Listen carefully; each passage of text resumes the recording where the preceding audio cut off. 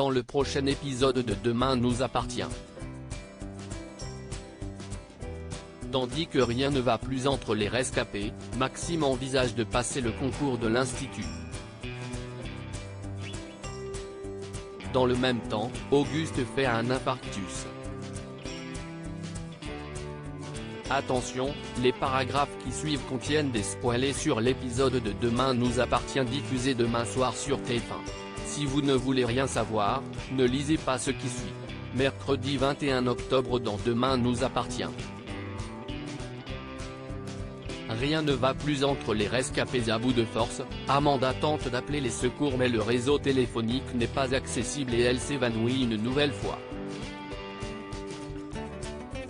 À la grotte, Ben regarde Clémentine endormie dans les bras de son père et vide la dernière bouteille d'eau du groupe par colère.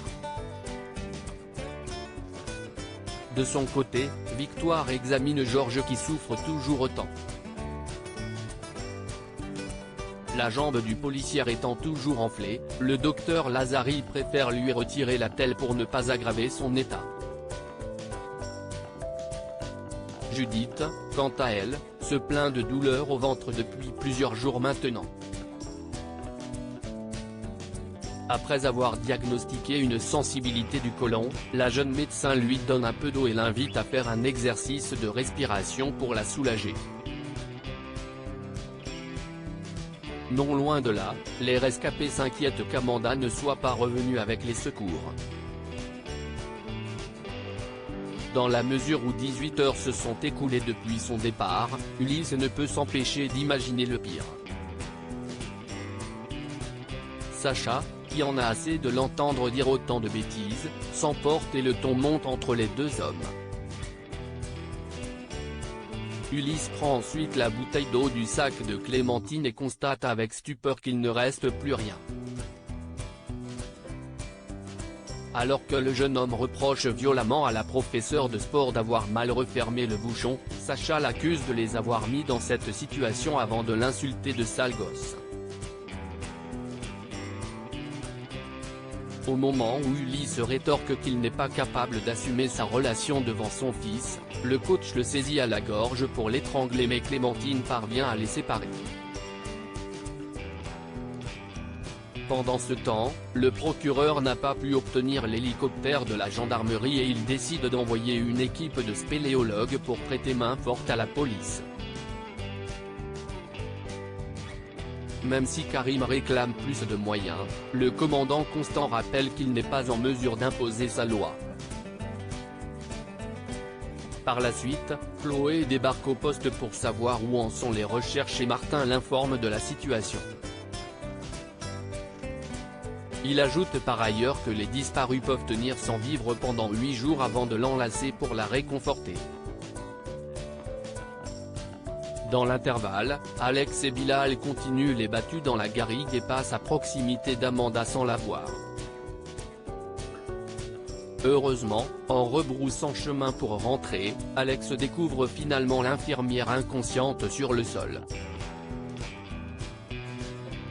Maxime envisage de passer le concours de l'Institut dans la matinée. Maxime indique à Sarah et Bart qu'il a renoncé à passer le concours de l'Institut Armand en raison de sa situation familiale. Toutefois, ses amis l'encouragent à ne pas laisser tomber, précisant qu'il n'a rien à perdre. Afin d'en savoir plus, Maxime retrouve Enzo qui lui explique qu'il y aura 2 épreuves au concours d'entrée.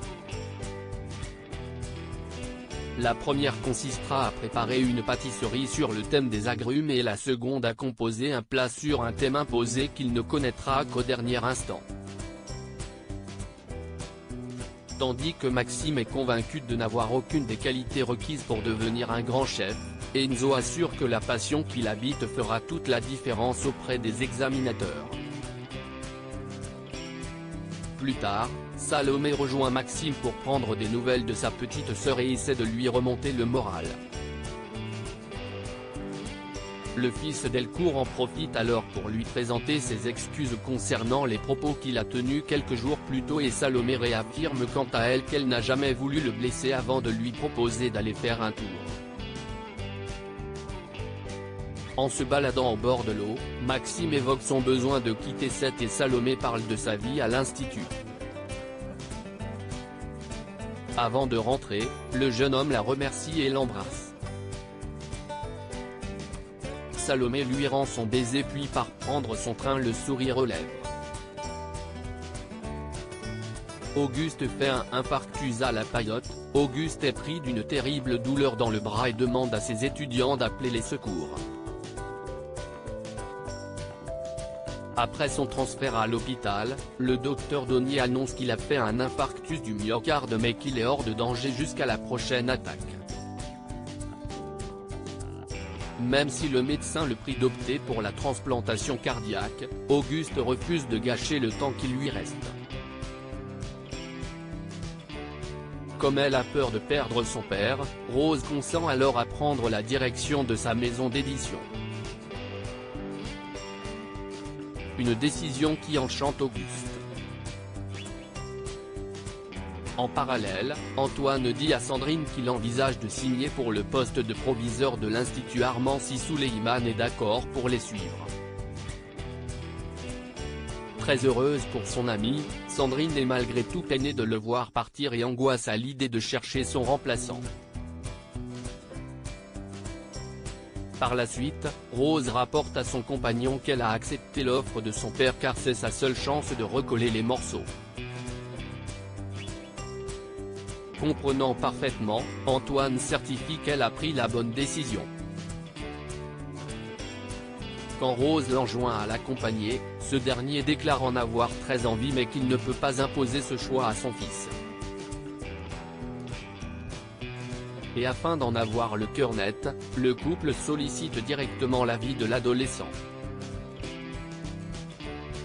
Malheureusement, Souleyman ne veut pas être séparé de Judith et n'entend pas quitter Seth.